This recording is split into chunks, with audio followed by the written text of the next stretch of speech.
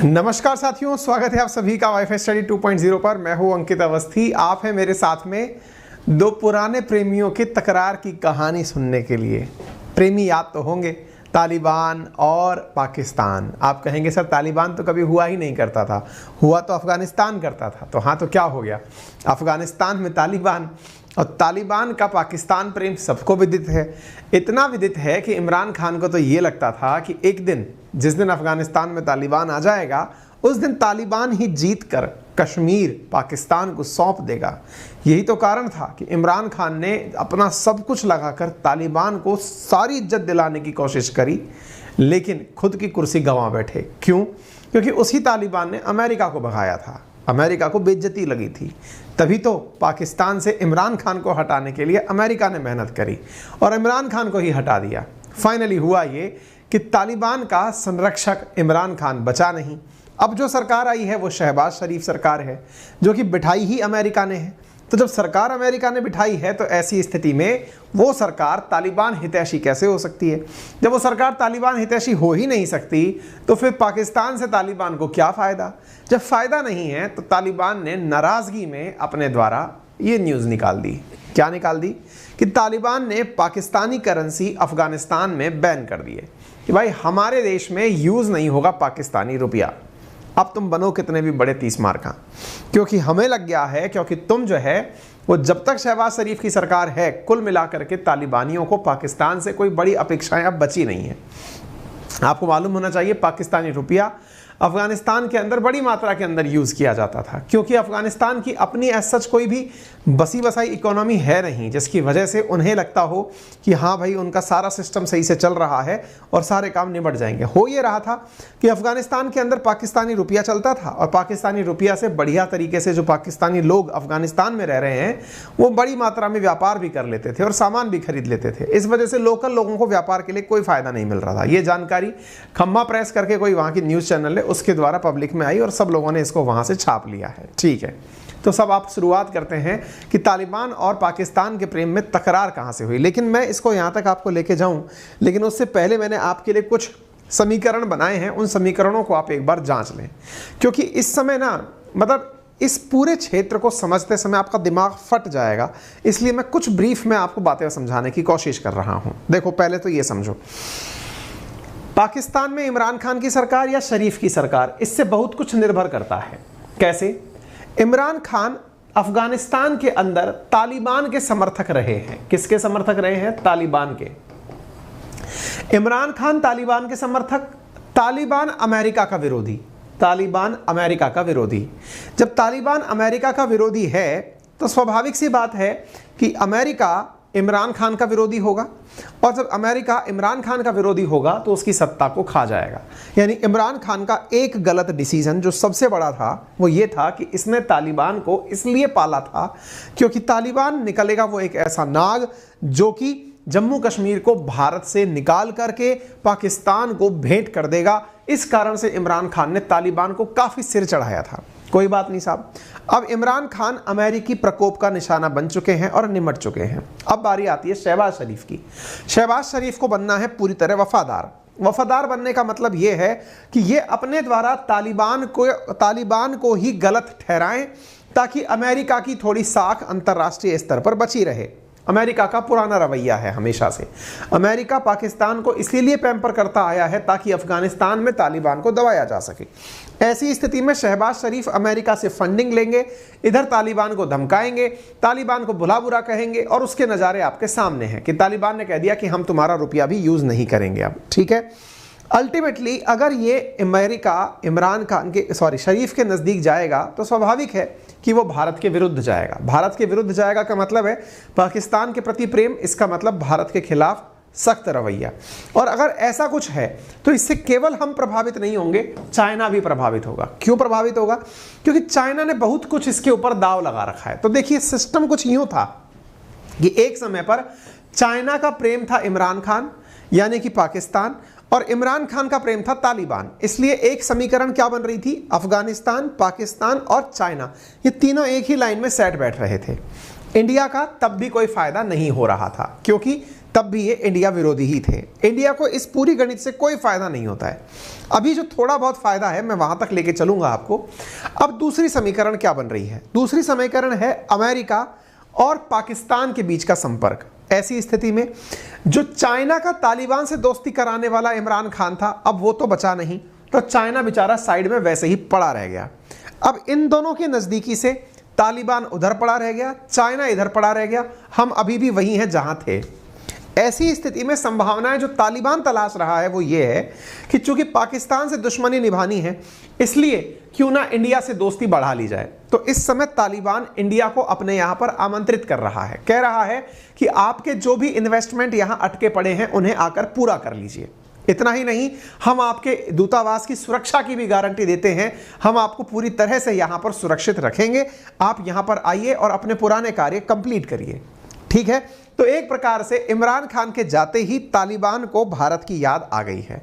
अब आगे यहां तक की सारी चीजें आपको मैंने इसलिए बता दी क्योंकि इतना हौच पौच है ना कि आपको समझने में बहुत सारी दिक्कतें आ सकती हैं, इसलिए मैंने थोड़ी सी क्लैरिटी दे दी कि इमरान खान तालिबान हितैषी थे, लेकिन उनके जाने के बाद से जो दिन बदले वो आपके सामने हैं। आप इधर देख सकते हैं, तालिबान ने पाकिस्तान को इसलिए वार्न किया था क्योंकि पाकिस्तान ने तालिबान के ऊपर, अफगानिस्तान के ऊपर गोले दाग दिए थे।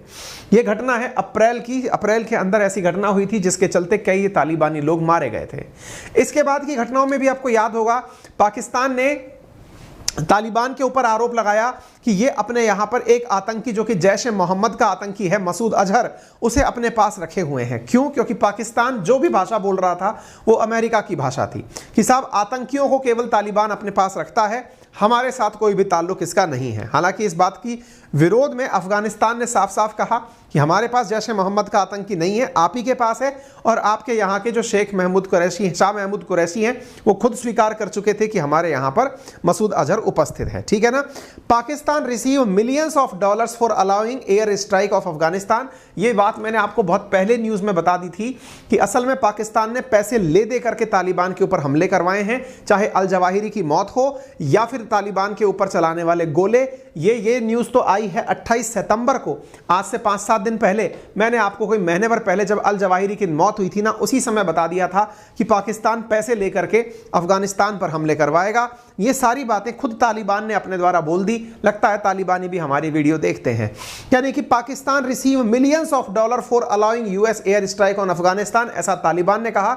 यह बात मैंने भी आप लोगों से बड़े विस्तार से चर्चा में कही थी। अगर आपको याद हो तो मुझे थम्स अप करके बता देना। जब अल जवाहिरी मारा गया था मैंने सारी बातें बताई थी कि देखो कैसे कैसे पैसा लिया गया है। ठीक है। Pakistan concerned bye terrorist presence. अब क्या होता है साहब, ये तो हो गई सारी घटना, ये सितंबर की घटना हो गई। इस बीच में और क्या हुआ था, UNGA की बैठक हुई थी। कहां पर? अमेरिका में 77वीं बैठक थी। वहां पर अशरफ गनी, ये जो नवाज शरीफ के भाई शहबाज शरीफ हैं, ये वहां गए थे। ये वहां जाकर के बोलते क्या हैं कि मैं बड़ा चिंतित हूं। किस बात से? कि तालिबान जो है ना वो आतंकियों को पनाह दे रहा है। यानी कि पाकिस्तान अपने आप को साफ सुथरा बता करके अपने पड़ोसी मुल्क को आतंकी बता करके अब लोगों की वाहवाही बटोरने का प्रयास कर रहा था। यह बात तालिबान को बहुत बुरी लगी।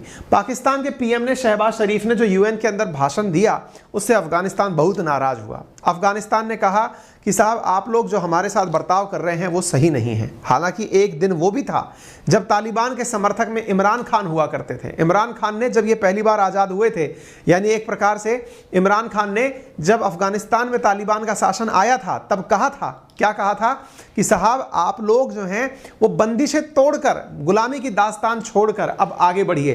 क्योंकि पहले अफगानिस्तान में अमेरिकी शासन को इमरान खान की नज़र में गुलामी करार दिया गया था। Leader of Imran Khan party से Pak will take Taliban help in Kashmir. आपको याद होगा ये वीडियो भी हमने किया था।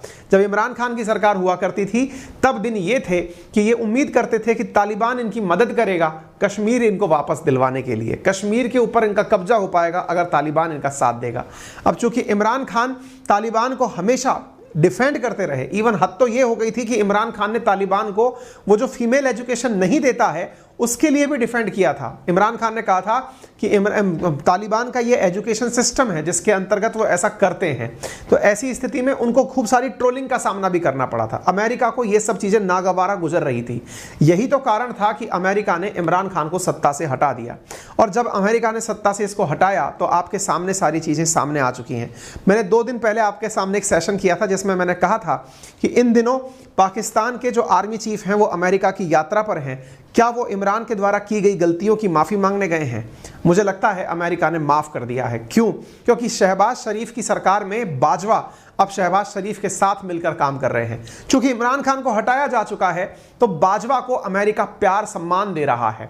7 दिन की यात्रा पर बाजवा गए हैं और इतना सम्मान इनको वहां दिया जा रहा है कि इन्हें बकायदा ऑनर कार्डन दिया जा रहा है। ऑनर कार्डन का मतलब होता है जिस प्रकार से हमारे यहां पर कोई बड़ा व्यक्ति आता है तो उसके सामने पूरी सम्मान सेना बुलाई जाती है, पूरा अभिवादन स्वरूप किया जाता है, ऐसा बाजवा का सम्मान किया जा रहा है। सोचिए, जिस इमरान खान के 3 साल पूरे हो गए थे पाकिस्तान में, उसे कभी बुला करके सम्मान नहीं दिया अमेरिका ने, हाथ तक नहीं मिला, फोन तक नहीं उठाया बाइडेन ने।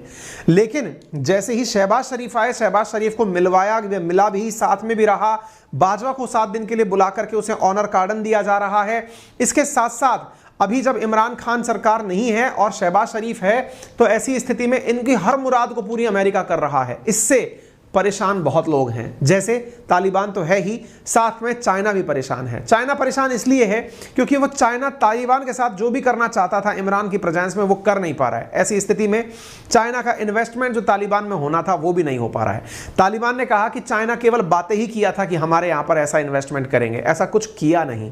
आपको याद होगा जब चाइना ने, जैसे ही तालिबान का शासन आया था अफगानिस्तान में, इनसे कहा था कि मैं तुम्हारे यहाँ पर बड़ा इन्वेस्टमेंट करूंगा, बहुत सारे मिनरल्स हैं मैं वो निकालने आऊंगा, बस तुम तो इतना करना कि अपने यहाँ पर बामियान बुद्धा की जो इमारतें हैं उनको संभाल कर रखना। तालिबान ने कहा आप चिंता मत करो, बस आप तो आओ इन्वेस्टमेंट करो, लेकिन ऐसा कुछ हुआ नहीं, कोई नहीं आया। तालिबान को उन्हीं के सड़ते हुए हालत पर फेल दिया। अब तो हालत यह है कि तालिबान खुद चाइना को भला बुरा कहता है कि ये केवल हमको सब्ज बाग दिखाए थे, अभी हकीकत में कुछ किए नहीं, यानी हमारे पास आकर 1 पैसे का भी इन्वेस्टमेंट नहीं दिए हैं। ठीक है ना? इस तरह से यहां पर तो ये सारी घटनाएं चली रही थी। चाइना ने एक समझदारी यहां पर और की थी, और वो ये थी कि एक पाकिस्तान, तालिबान के पास में या फिर अफगानिस्तान के अंदर एक आतंकी संगठन है जिसका नाम है ETIM, जो जिनजियांग प्रोविंस जो है ना चाइना का, उस जिनजियांग प्रोविंस के अंदर वो क्या करता है, मतलब उइगर मुस्लिमों के लिए समर्थन की बातें करता है। तो ऐसी स्थिति में चाइना ने अफगानिस्तान से कहा था या फिर तालिबान से कहा था कि आप ETIM नाम से जो आपके यहाँ आतंकी संगठन है उसको पूरी तरह बैन कर दो, तभी मैं आपके यहाँ पर पैसा लगाने आऊंगा। ETIM को बैन कराने के लिए चाइना ने US से भी कहा था कि इसे एक आतंकी संगठन डिक्लेयर कर दो। अमेरिका ने उसका उल्टा किया, उसने ETIM को आतंकी लिस्ट से बाहर निकाल दिया। चाइना इस बात पर अमेरिका से बड़ा नाराज हुआ। कहने का कुल मिलाकर अर्थ यह है कि सब कुछ गोलमाल है भाई। उस सब कुछ गोलमाल के अंदर केवल स्वार्थ की लड़ाई है। कोई किसी का अंतरराष्ट्रीय संबंधों में परमानेंट दुश्मन नहीं है, कोई किसी का परमानेंट मित्र नहीं है। हाँ, लेकिन भारत और पाकिस्तान की जो शत्रुता है वो डे 1 से, जब से दोनों देश बने हैं तब से आज तक बरकरार है। दुनिया की सारी समीकरणें बदल लेती हैं, अफगानिस्तान पाकिस्तान का प्रेम बदल लेता है, एक दूसरे के दुश्मन और मित्र ये हो लेते हैं, लेकिन कभी भारत और पाकिस्तान के रिश्ते बहाल नहीं होते। पता नहीं किसने किस समय पर किस मुहूर्त के अंदर इन दोनों के बीच में पार्टीशन करवाया था। तालिबान की एक मजाकिया न्यूज ये भी निकल कर आई कि ये कहता हुआ पाया गया कि PUBG और टिकटॉक जैसे ऐप को प्रमोट नहीं करना चाहिए क्योंकि ये लोगों में वायलेंस को बढ़ावा देते हैं। ये जोक ऑफ द डे था। खैर कोई बात नहीं, चाइना के प्रति इनका गुस्सा था। ये चाइना ने, तालिबान ने अब इंडिया से कहा है कि साहब देखो, हमने पूरी दुनिया देख ली, अब हमें आपसे ही थोड़ी उम्मीदें बची हैं। आप एक काम करिए, आपने जो प्रोजेक्ट्स तालिबान अफगानिस्तान में चला रखे थे उन्हें पूरा करने के लिए आप वापस आइए। ये न्यूज़ है। और इसके बाद में उन्होंने इंडिया से यह भी कहा है कि हम आपको पूरी तरह से, जब आपका इंडियन मिशन इंडिया यहाँ पर आएगा तो हम उसकी पूरी तरह सुरक्षा की गारंटी लेते हैं, हम उसकी पूरी सुरक्षा सुनिश्चित करेंगे। खैर जो भी हो, फिलहाल के लिए बदलते हुए इस वर्ल्ड डायनामिक्स के अंदर आपको हर चीज़ को बड़ी सिंसियरिटी से देखने का है। बस इतना ज़रूर याद रखें, कोई किसी का परमानेंट शत्रु नहीं है, कोई किसी का परमानेंट मित्र नहीं है। केवल और केवल ये दुनिया स्वार्थ पर टिकी है। अंतरराष्ट्रीय संबंधों में ये आसानी से समझ में आ जाती है, लेकिन हमारे पारिवारिक संबंधों में, हमारे निजी संबंधों में ये बात समझते समझते जिंदगी निकल जाती है। अभी के लिए इतना ही। जानकारी पसंद आई हो तो सेशन को जरूर साझा करिए अपने साथियों के साथ। चैनल पर नए हैं तो सब्सक्राइब कर लें, वीडियो को पसंद कर लिया है तो लाइक कर लें। और एक जरूरी जानकारी ये है कि कल सुबह 8 बजे आप लोगों के लिए एक फ्री स्पेशल क्लास लगाई गई है, जिसका लिंक कमेंट बॉक्स में पिन है, आपके लाइव चैट में भी दिखाई दे रहा है और सुबह भी दिखाई देगा। इसमें आपको कुछ नहीं करना है, लिंक पर क्लिक करना है। एक फ्री स्पेशल क्लास सुबह के लिए रखी गई है, जिसमें मैं आप लोगों को हाल ही के समय पर इंडिया का जो इंडेक्सेस रहे हैं, इनोवेशन इंडेक्स में या कौन सी रैंकिंग रही है, उस तरह की चीज़ें मैं आपको पढ़ाऊंगा। और साथ में हाल ही में अबॉर्शन लॉ जो है वो इंडिया में काफ़ी सुर्खियों में था, हम उसकी भी परिचर्चा सुबह फ्री स्पेशल क्लास में आपके साथ अनअकैडमी के एप्लीकेशन पर करने वाले हैं। एप्लीकेशन पर लॉगिन करने के लिए आप मेरा रेफरल कोड अंकित 10 यूज़ कर सकते हैं। बाकी टॉप कोर्सेज, टॉप एडुकेटर्स के द्वारा लाइव एंड रिकॉर्डेड क्लासेस के साथ बेस्ट क्लासेस प्लस और आइकॉनिक सब्सक्रिप्शन में यूपीएससी की अवेलेबल हैं। आप उन्हें एक्सेस कर सकते हैं यूजिंग माय रेफरल कोड अंकित 10। आप लोगों जितने भी प्रकार के सब्सक्रिप्शन हैं उन सभी पर 10% के डिस्काउंट के साथ क्लासेस को प्रोसेस कर सकते हैं। थैंक यू सो मच, अपना ख्याल रखें।